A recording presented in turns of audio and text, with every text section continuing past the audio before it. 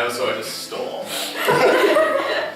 Alright, so we're going to be reading 5 poems. And my little spiel before that is that I had no idea what I was reading up until like an hour ahead of time, and then I had to consult with my awesome roommate Nina, and she was like, just read the things you like, so I'm doing that. So the first 3 poems are from a project that I've been doing for the better part of this whole year, and then the last 2 poems are some older favorites that some people might recognize, so I'm sorry for the people who've heard these before. But so the first one I'm going to read is about this character, and I'll just explain a little bit. I've been working with Yusuf Komanyaka's series, The Thorn Merchant, and trying to do my own sort of take on that. So these series of poems revolve around the central character, who's very sort of mysterious and bizarre, and kind of is down on his luck right now, and that kind of cascades through all the other people that he interacts with. So the first poem is about him, and then 2 sort of newer ones I've written. And so my character is called The Notebroker. His eyes are the color of cracked crayons, rubbed end to end. In the string pile, he lays way down, thinner than a 9-cent dime. His hand catches the slick of a magazine, pulls it up, hoping for sheet music.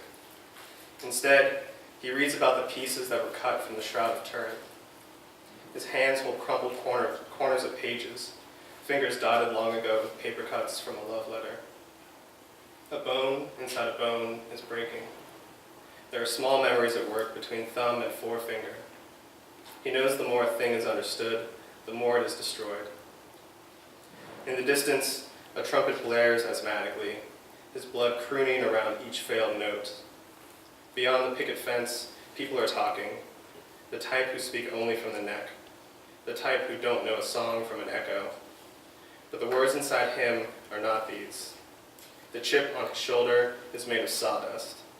Their song is not his, which is to say, every rib in his body is a tuning fork, waiting to be struck. This next one is The Apprentice. Split pliers, old blood, his daughter's photo. The last she sees on her way through the shed door where shelves greet her in heavy shrugs. Everywhere, violin skeletons droop like Dali's clocks, but she is not depressed. Where she's from, they say, the water in my heart has fallen. Where she's from, her name is the wind of pursed lips over a bottle mouth. When he hands her the Stradivarius, patina blackening cracks in his fingers deep as tributaries, every bone in her body goes quiet. He could set his watch by the blinking of her eyes. She knows the quickest way to break a cord of 3 strands, but he will never see it.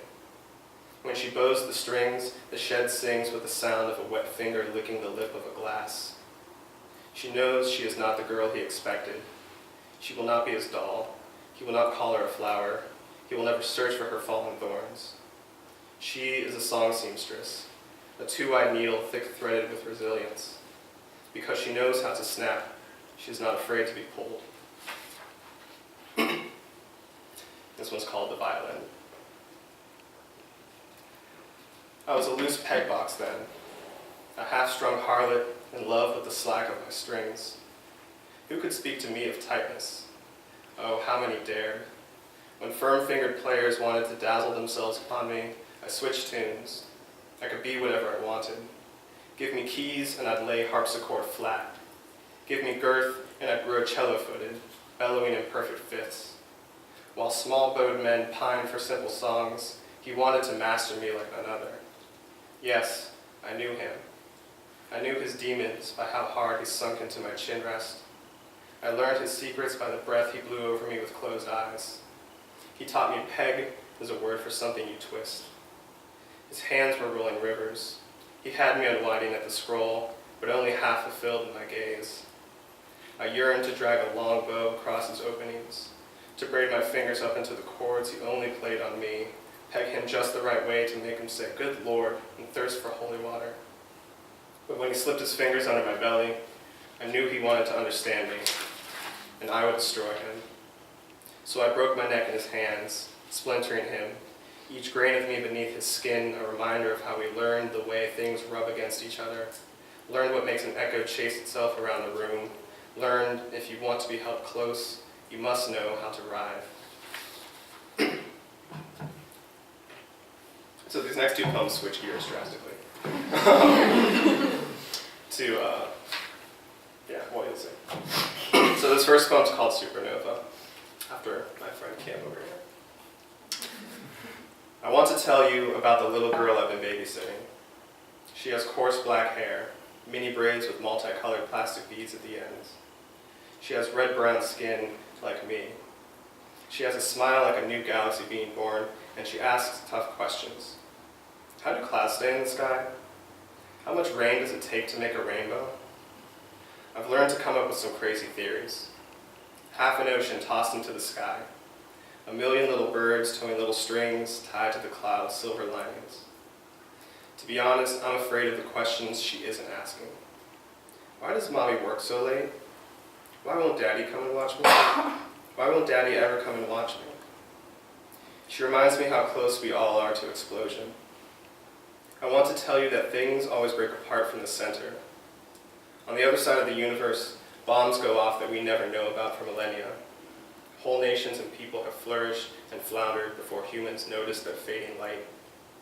I've been told in 50,000 years, the Little Dipper will resemble more of a bent, crushed Coke can, the hind leg of Ursa Minor collapsing into its gut.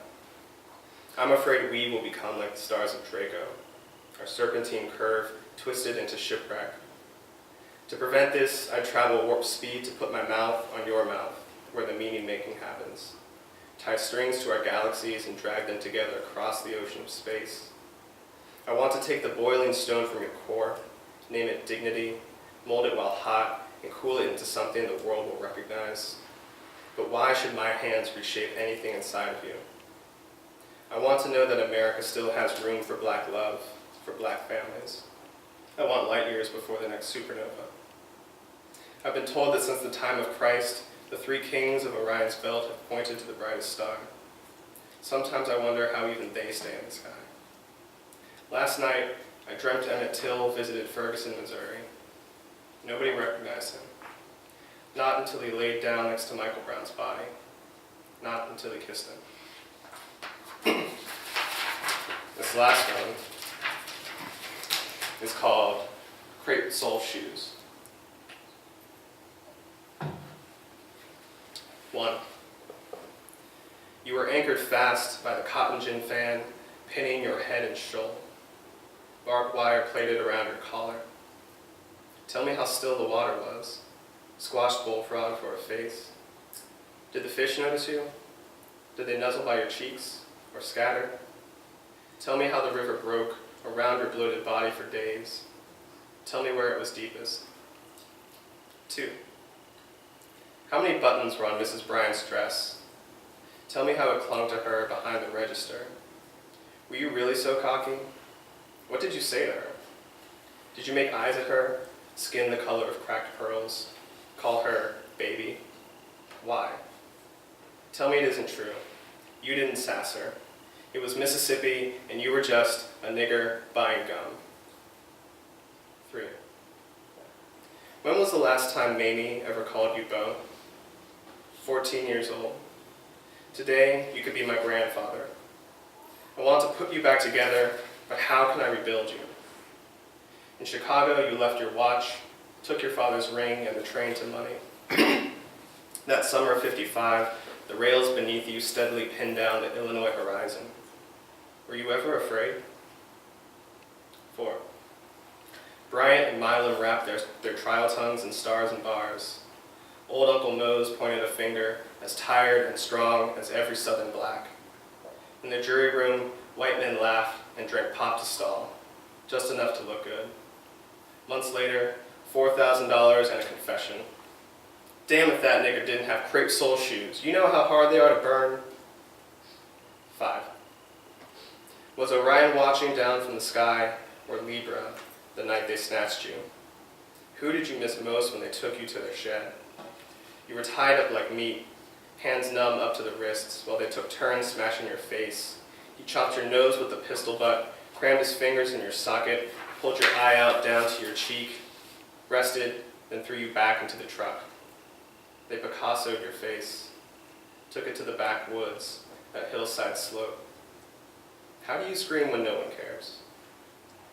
6.